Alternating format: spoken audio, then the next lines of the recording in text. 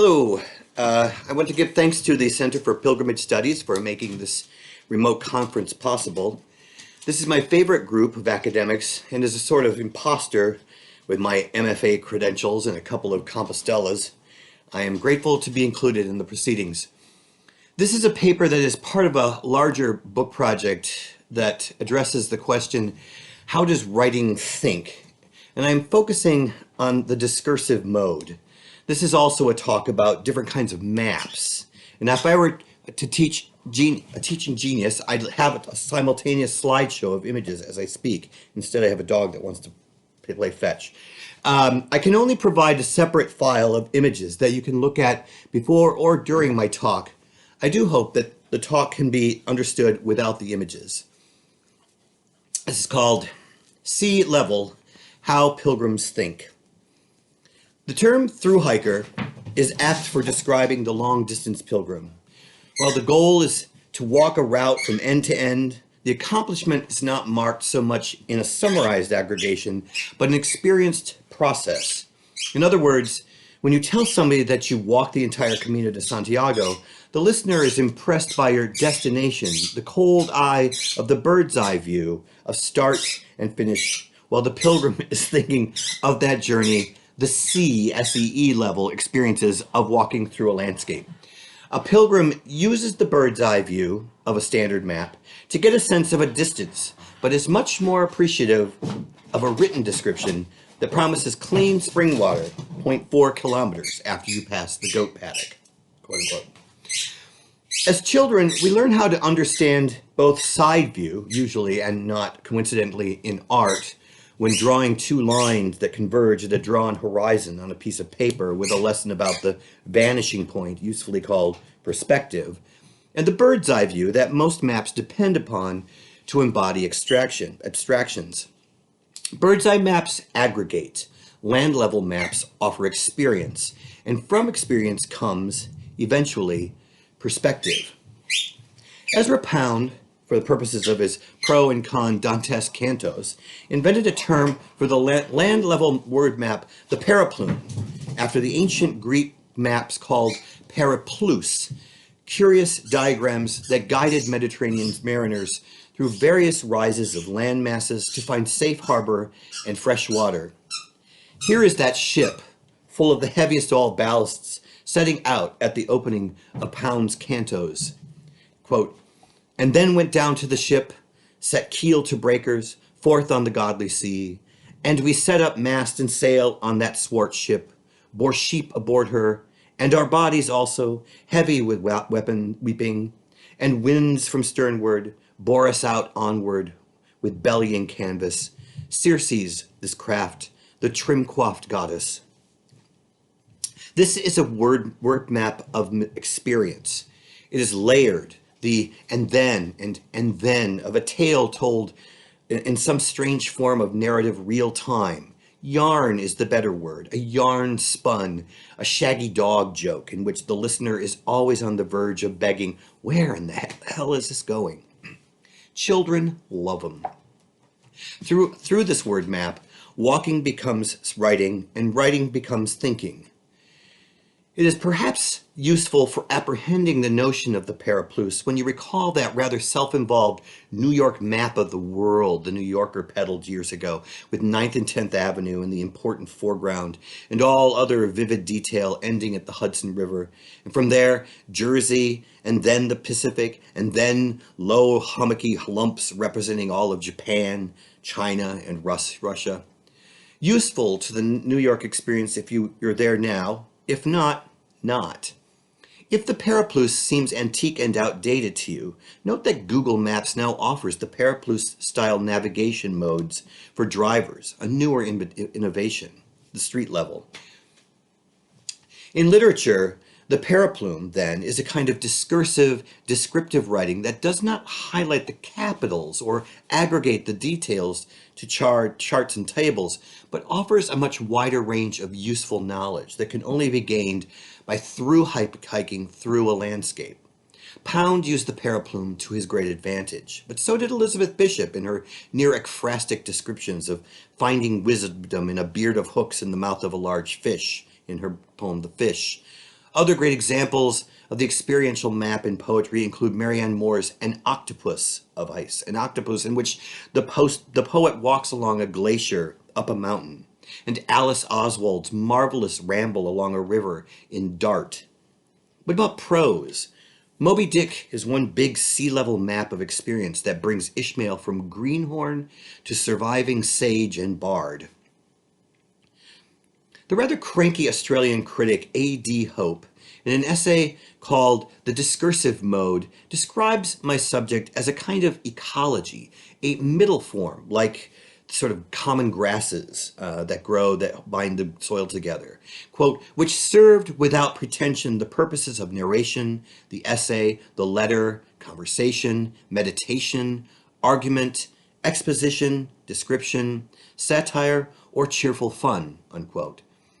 It is not the elevated and passionate stuff, he says, though it provides a solid ladder to boost the writer to those high notes, nor is it a plunging wallow at the dark heart of the human soul, except that it always offers a flotation device at the surface of those depths to cling to, draw away, and carry on.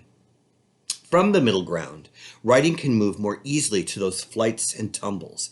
It is a common ground, and the good meaning of that word is restored and rehabilitated because of the sincerity of the discursive mode. The discursive is a means to an end, and one of the major ends is giving prose a chance to think. So too is a pilgrimage a means to an end and a chance to think. Most of the journey a pilgrim takes is not a wow thing, and hopefully is not all punishing soreness, but a middle common ground, time and space in which a burden is carried. Work equals force times distance. Pound's periplum was a modernist invention that must have thrilled its inventor and those who admired him. But there are infinite ways of construing the world, infinite kinds of maps. And while we would have loved to consider them scientific and rational, they are such human documents. They represent the effort of someone or several people trying to take stock of the world using various degrees of wisdom, good faith, and skill, which means that they are always wrong in one lovely way or another. Current maps are almost dangerous because they are too convincing. With each new technology, we suppose that we have come to the truth.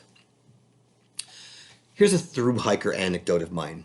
I failed to make plans beforehand some years back for a walk in Spain's Picos de Europa. My partner and I needed maps, and the only town near our hike was Oviedo, lovely but little, and it had no travel outfitters, so we asked for maps at the Picos in an elegant old bookshop. They did not have Michelin maps, so granular in ratio that your house shows up as a dot. The owner rolled out old maps that were drafts, in the blue and white of architectural drafts, but for land. There were not so much maps as charts that were drawn up by Franco's military in 1954, not so much charts as wish lists for Santa Claus. The charts were very picturesque. We liked them as potential souvenirs, and we had no guide for the Picos. Even the shopkeeper warned us that they were out of date, yet we were swept up, I think, in the romance of using old maps, of making do. What we found, far too late and deep in the mountains, was that the maps depicted villages that no longer existed, think Guernica, and also villages that the regime dreamed would one day exist in its new world order, roads too, and vice versa. The problem was that there was, in one particular portion of our hiking trail, a network of paths worn into hillside so that it was easy to believe we were not lost, but that these old charts were perhaps a little off without modern GPS surveying.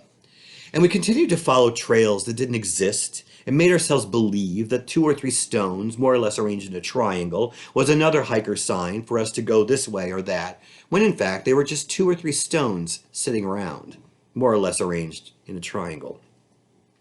Waist deep in brambles and realizing that even sheep had come over this path in a few months, had not come over this path in a few months, a very large creature, which for now I will accept may have been a spider and not an animal with bright yellow fur, crawled up my pants leg and into my pocket. I screamed something like, "We are going back, we are going back," and I was already going back, and that is, I believe, the only reason we did not disappear forever into the wilds of the Picos de Europa. Today, that the old Franco charts are locked in a box where they are treasured but can do no more harm. All maps are schematic. There are thousands of discrepancies of distance and direction. It reminds me of how the guides to this Camino de Santiago in French, Spanish, German, Dutch, and English never agreed on the number of kilometers to the next place. Each day, we multinational pilgrims would pool all the numbers together and average them out. All charts for ocean travel come with an advisory emblazoned in the corner. Note, the prudent mariner will not rely on a single source of information while navigating. When you look into a landscape, do you see nature or do you see culture? The very word landscape comes round from the German Landschaft, the shaping of the land. That is to put a frame around the land, to use human methods to edit out or leave in or center or sideline elements in a landscape. Dante's great through hike, the Divine Comedy, is discursive throughout, with its low, grotesque descriptions in the Inferno and the sublime, I am not able to describe such light in the Paradiso, but most solidly in the Purgatorio. While Dante is truly faithful to form, the tightly wound terza rima, the perfect balance and interlinear parallels in among the cantos, the big structural charts and maps and numerology and legends, all of this iron-shod form is loosened by a nightingale's wandering birdsong, the poet's ability to use form that follows function. The discursive is the formalist's opportunity to wander with the possibility of getting lost, but finding the trail again. Arguably, the godfather of the discursive mode is Statius, the long-winded first-century also-ran poet with his less-than-famous epic, the Thebaid, and his rather more interesting, at least in my impatient contemporary mind, occasional poems, some hard to discern whether they were funny or dead serious, such as The Dedication of a Swimming Pool and On a Tame Lion Killed in the Colosseum, or, to the troubling point of hilarity, his prolix poem To His Wife, in which he takes 25 many lines enervating stanzas to ask his wife why she's so depressed and bored. Could it be his poem? Why don't you sleep, he asks, waking her up again. In Purgatorio, Statius is, quote-unquote, too good, but not noticeable in the great crowds of famous people in the Divine Comedy. He's not bashful, but blends in. He's not flashy, and has to get Dante's attention at first. And this is a quote from the 21st canto.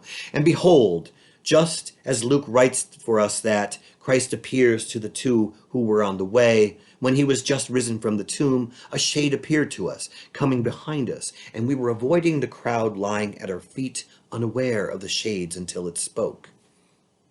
Unquote. Statius is Christ-like in his modest return. Statius was considered one of the great poets in Dante's time. Not so much anymore. But you can see how Dante the poet and Dante the pilgrim learn from Statius how to make writing think. Purgatorio is a learning place. Statius says of Virgil, with whom he is walking and doesn't recognize, that he would have gladly spent another year in purgatory if he could just talk to his idol. When Virgil finally admits he is Statius's idol, Statius exclaims, quote, "You did as one who walks at night, who carries the light behind him and does not help himself, but instructs the person coming after. Through you I became a poet, and through you I became a Christian." This is Canto 22nd also. Statius has walked in Virgil's footsteps as a writer and thinker. Now Virgil walks in Statius' footsteps as he maps the way for the two up Purgatory's mountain. He's there for the rest of the journey, though he is pretty quiet until Matilda invites him to drink from the river in the last canto, and we're surprised to find out he's been lurking there all along. It's important to note, too, that the Purgatorio is the only place in the Divine Comedy that is a journey in time as well as space. The Inferno's punishments and Paradise's songs are eternal, but Purgatory is a place where the sun rises and sets, and shadows fall, and pilgrims walk and rest, and Statius can make a deal for another year on the pilgrimage if he could just hang out with Virgil for a while. Any experienced pilgrim can tell you that books, guides, and maps of a modern pilgrim are a weight worth shedding. I encountered a copy of the portable Dante, abandoned on a trail early in my first pilgrimage to Santiago de Compostela. This is back in 1996. And as I passed by it, I thought, not portable enough. I watched other pilgrim companions walk right by this book too, as well as a beautiful leather coat, as supple as melted caramels, ditched because nobody needs more weight to carry. Socks and sins are plenty enough. As you read a novel on the trail, you strip away the pages and pass them on to another or use them for kindling.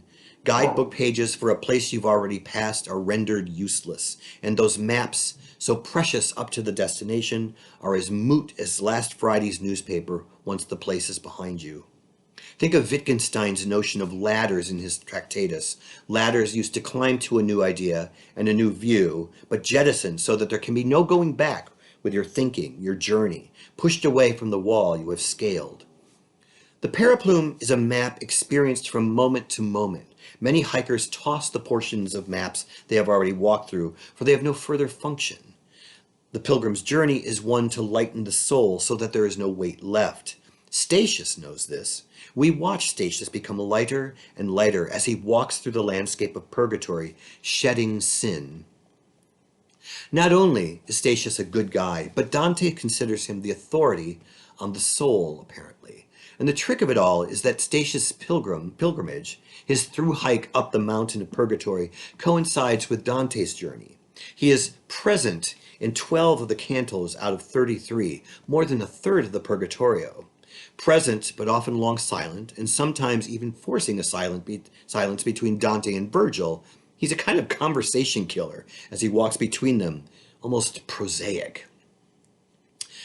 There is a chance for rest, harbor, and safety for the poet and through hiker, and there can be a redemptive end to a life of arduous toiling. Any maps will do, just as long as you have a sense of direction and keep going. You will find clean spring water 0.4 kilometers after you pass the goat paddock.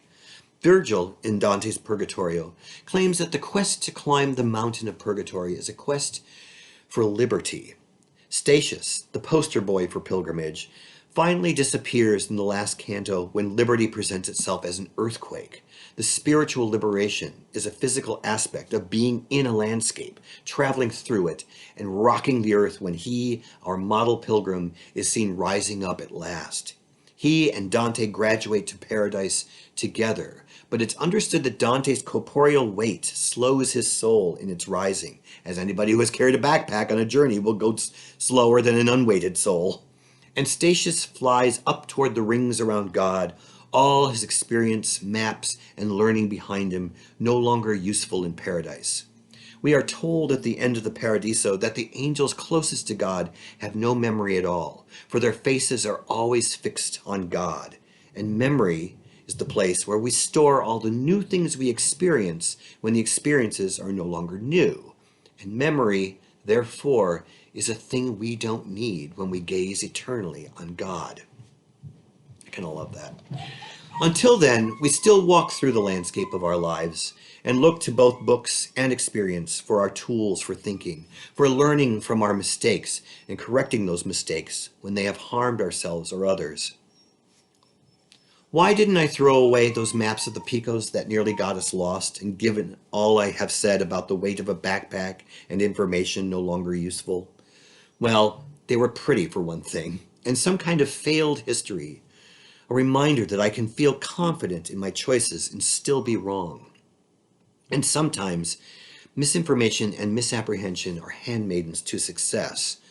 In Nepal during World War II, there was a soldier from Gurkha who escaped from a Burmese prison camp. He stumbles out of the greenery into the British headquarters at the front one day, covered with running sores, filthy, weak with hunger and dysentery, but miraculously alive and there. He saluted his commander feebly. You can just see the commander straighten to attention for the survivor after bending fruitlessly over his charts. How could you possibly escape the Burmese? He asked the Gurkha. The soldier didn't speak English, but little by little, through an interpreter, he explained that back in the prison camp, a dying English infantryman had given him a map. Now you can see the commander's eyes narrow in disbelief and hope. A map of the jungle? See the officer look at one another. As far as they know, There are no maps of the impenetrable Burmese jungle. This had become quite a problem for the Allies as they tried to plan their maneuvers. They grew excited. A map is just what they need to turn the tide in a campaign that is not going well. The commander asked the soldier to show them the map. The Gurkha pulls it from the inside of what is left of his shirt and unwraps the dirty cloth that protects it. He squats down and begins to unfold the stained, fragile paper on the ground. One quarter has come loose along the folds and has to be placed like a puzzle piece where it fits. One corner is missing entirely. The officers look with anticipation over the shoulders of the small Nepali man, like a reader reading the sentence the writer is writing. They squint at the blurred tangle of routes and rivers, and suddenly, Piccadilly, someone makes out. Buckingham Palace, Hampstead Heath, Wimbledon. They are looking at a map of central London. Thank you for listening. I'm looking forward to listening to everybody else's talk as well. And see you all soon in real life.